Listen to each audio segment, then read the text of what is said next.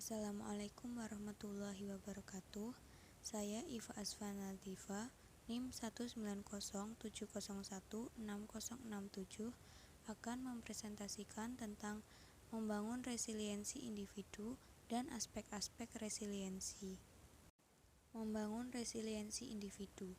Menurut Setyowati, Hartati, dan Sawitri tahun 2010 menjelaskan, resiliensi adalah kekuatan yang berperan penting untuk dapat bertahan mengatasi masalah dan mempertahankan kesehatan ketika menghadapi lingkungan beresiko. Coulson dalam Purnomo 2014 menyebutkan terdapat 4 tahapan atau proses yang terjadi saat individu dihadapkan dalam situasi yang menekan atau significant adversity. 4 tahapan tersebut yaitu: yang pertama, mengalah, yaitu kondisi yang menurun di mana individu mengalah atau menyerah setelah menghadapi suatu ancaman atau keadaan yang menekan. Yang kedua, bertahan. Pada tahap ini, individu tidak dapat meraih atau mengembalikan fungsi psikologis dan emosi positif setelah menghadapi tekanan. Yang ketiga, pemulihan.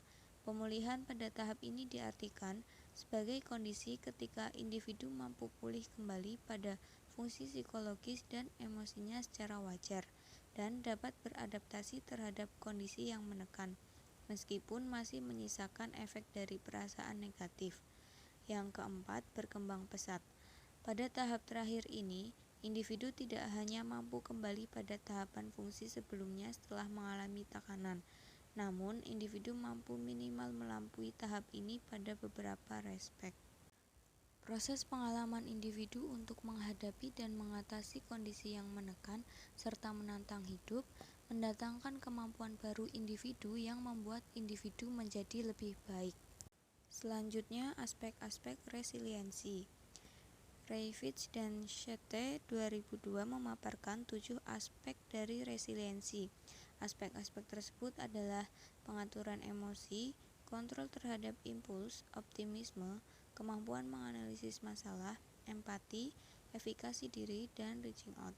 Yang pertama, regulasi emosi atau pengaturan emosi, yakni kemampuan untuk menata dan mengelola emosi diri agar tetap tenang meskipun berada di bawah tekanan.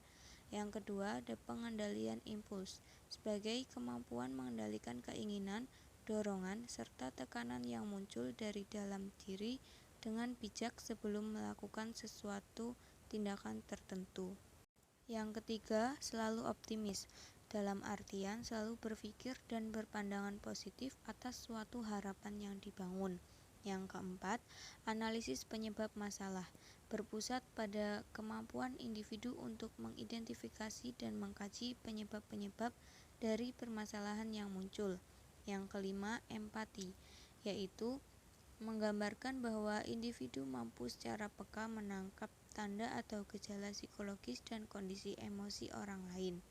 Yang keenam, efikasi diri, yaitu yakin pada kemampuan diri sendiri untuk dapat menghadapi dan mengatasi masalah secara tepat dan efektif.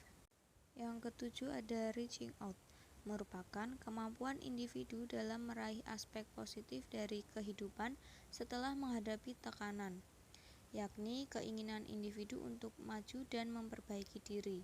Jadi, bagaimana cara individu untuk menerima keadaannya meski dalam sebuah tekanan dan keberanian untuk menghadapi resikonya. Sekian penjelasan dari saya, kurang lebihnya mohon maaf. Terima kasih. Wassalamualaikum warahmatullahi wabarakatuh.